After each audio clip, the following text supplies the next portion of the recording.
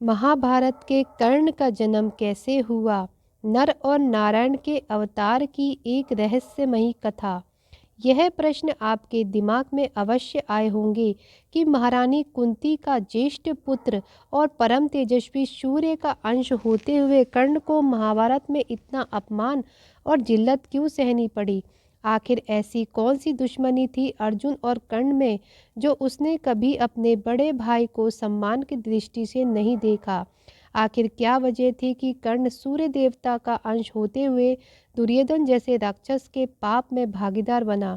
उम्मीद है इस वीडियो में आपके सारे सवालों के जवाब मिल जाए।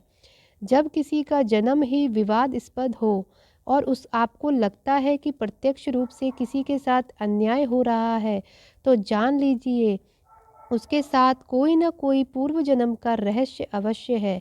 कर्ण के रहस्यमय जन्म और मृत्यु का उत्तर भी महाभारत में कुछ ऐसे ही मिलता है। त्रेता युग में दंभोदवाद नामक एक राक्षस हुआ करता था। उसने सूर्य देव की कड़ी तपस्या करके उन्हें प्रसन्न कर लिया और अमरता का वरदान मांगने लगा। सूर्य देव ने अमरता का वरदान देने से साफ मना कर दिया। तो उसने कहा, तो फिर मुझे ऐसे एक सहस्त्र दिव्य कवचों की सुरक्षा दीजिए जिसमें से किसी एक कवच को केवल वही तोड़ सके जिसने 1000 वर्ष की तपस्या की हो, और जो भी कवच तोड़ेगा वो तुरंत मृत्यु को प्राप्त हो। सूर्य देवता जानते थे यह राक्षस मेरे वरदान का दुरुपयोग करने वाला है, लेकिन वह वचन देने को मजबूर थे, अतः उन्होंने उस राक्षस को वह विचित्र वरदान दे डाला। सहस्त्र कवचों से सुरक्षित होने के बाद दंभोदवाद का नाम सहस्त्र कवच पड़ गया। अपनी शक्ति के अनुसार वरदान पाते ही उसने उत्पात मचाना शुरू कर दिया। सहस्त्र कवच के अत्याचार से तीनों लोकों में त्राही त्राही मच गई। सभी देवता मिलकर इस विचित्र राक्षस से निजात के लिए भगवान विष्णु के पास गए। भगवान विष्णु ने सभी को आश्वासन देकर विदा किया। उसी समय सती के पिता दक्ष प्रजापति ने अपनी पुत्री मूर्ति का विवाह ब्रह्मा जी के मानस पुत्र धर्म से किया। भगवान विष्णु ने मूर्ति के 2 जुड़वा बच्चों के रूप में जन्म लिया, जिन्हें नर और नारायण नाम दिया गया। 2 शरीर होते हुए भी दोनों में एक ही आत्मा निवास करती थी। कालांतर में दोनों भाई बड़े हुए। एक भाई तपस्या के लिए वन में चला गया और एक भाई ने दंभोदवाद राक्षस को युद्ध के लिए ललकारा। अट्टहास करते हुए दंभोदवाद बोला, तुच्छ नर, तू नहीं जानता कि मुझे मारने के लिए मेरा कवच तोड़ना जरूरी है, और मेरा कवच वही तोड़ सकता है जिसने 1 सहस्त्र वर्ष तपस्या की हो। ऐसा मुझे सूर्य का वरदान है। नर ने मुस्कुराते हुए कहा, रे दुष्ट राक्षस, तू भी नहीं जानता कि हम 2 भाई हैं और हमारी आत्मा एक ही है। मेरे भ्राता श्री नारायण तप कर रहे हैं और मैं तुझे युद्ध के लिए ललकारता हूँ। आ मुझसे युद्ध कर। दोनों में घमासान युद्ध शुरू हुआ। दंभोदवाद को यह देखकर आश्चर्य हो रहा था कि नारायण के तप के साथ नर की शक्ति बढ़ती जा रही है। 1000 वर्ष का समय पूर्ण होते ही नर ने सहस्त्र कवच का एक कवच तोड़ डाला, लेकिन कवच टूटते ही सूर्य के वरदान के अनुसार नर की मृत्यु हो गई। तभी नर का भाई नारायण सामने से दौड़ा चला आ रहा था। दोनों भाई जुड़वा थे, अतः सहस्त्र कवच यह देखकर दंग रह गया कि ये अभी तो मृत्यु को प्राप्त हो गया, फिर से कैसे दौड़ा चला आ रहा है। तभी उसने देखा कि नर का शरीर तो उसके सामने ही पड़ा था। वह नर का भाई नारायण था जो अपने भाई की ओर दौड़ा चला आ रहा था।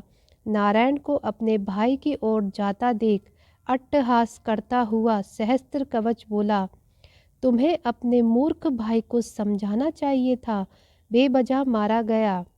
नारायण शांतिपूर्वक अपने भाई के पास बैठा और मंत्र पाठ किया। उसी क्षण नर उठ बैठा हुआ।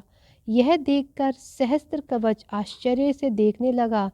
तब नारायण ने बताया कि उसने 1000 वर्ष तक शिवजी की तपस्या की है, जिससे उसे महामृत्युंजय मंत्र की सिद्धि हुई है। उसी के प्रभाव से उसने अपने भाई को जीवित किया है। अब नारायण ने सहस्त्र कवच को ललकारा और नर को तपस्या में बिठा दिया। 1000 वर्ष होने के बाद सहस्त्र कवच का दूसरा कवच भी टूट गया और नारायण की मृत्यु हो गई। तब नर ने आकर नारायण को पुनर्जीवित कर दिया। इस तरह यह चक्र चलता रहा और 999 बार युद्ध हुआ। एक भाई के मरते ही दूसरा उसे जीवित करके तपस्या पर बिठा देता। जब सहस्त्र कवच का आखिरी कवच बचा तो उसे लगा कि उसकी मृत्यु निकट है, अतः अपने प्राणों का मोह करके वह भगवान सूर्यदेव की शरण में भाग गया।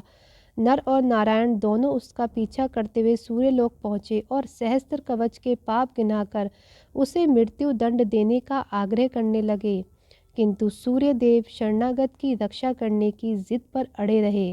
अंततः जब सूर्यदेव नहीं माने तो नारायण ने सूर्यदेव को श्राप दे दिया, हे सूर्य, जिन दुष्कर्मों के दंड से आप इस दुष्ट की रक्षा का प्रयास कर रहे हो, आपको भी उन दुष्कर्मों का भागीदार होना पड़ेगा। इन कर्मों का फल भोगने के लिए आपको भी इस दुष्ट के साथ जन्म लेना पड़ेगा। इस तरह सूर्यदेव ने त्रेता युग में उस राक्षस को बचा लिया। त्रेता युग समाप्त हुआ और द्वापर प्रारंभ हुआ। द्वापर युग की बात है। वरदान की परीक्षा करने के लिए कुंती ने सूर्यदेव का आवाहन किया। सूर्यदेव प्रकट हुए और कर्ण का जन्म हुआ, लेकिन रहस्य की बात यह है कि तभी नारायण का सूर्य को दिया गया वह श्राप फलीभूत हुआ और कर्ण के रूप में सूर्य और दंभोद्वात दोनों ने जन्म लिया। सूर्य ने केवल अपना अंश भेजा था, लेकिन श्राप के प्रभाव से दंभोद्वात का अंश भी कर्ण में विद्यमान था। यह ऐसे ही था जैसे नर और नारायण दो शरीर होते हुए भी एक ही आत्मा थे। उसी तरह कर्ण में सूर्य और दंभोद्वात दोनों की आत्मा अंश रूप से विद्यमान थी। दूसरी ओर त्रेता के नर और नारायण द्वापर में अर्जुन और श्री कृष्ण बने। सूर्य के अंश के कारण ही कर्ण परम तेजस्वी और वीर था, जबकि दंभोद्वात के अंश के कारण ही कर्मफल के रूप में उसे अन्याय और अपमान सहना पड़ा। कर्ण का कवच वही आखिरी 1000वां कवच था जो दंभोद्वात के पास युद्ध के दौरान बचा रह गया था। यदि अर्जुन उस कवच को तोड़ता तो उसी क्षण उसकी मृत्यु तय थी। यह बात इंद्रदेव को पता थी, इसलिए उन्होंने पहले ही कर्ण से कवच और कुंडल मांग लिए थे।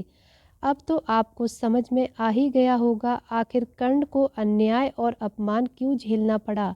यह सब उसके पूर्व जन्म के कर्मों का फल था जो उसने त्रेता युग में किए थे।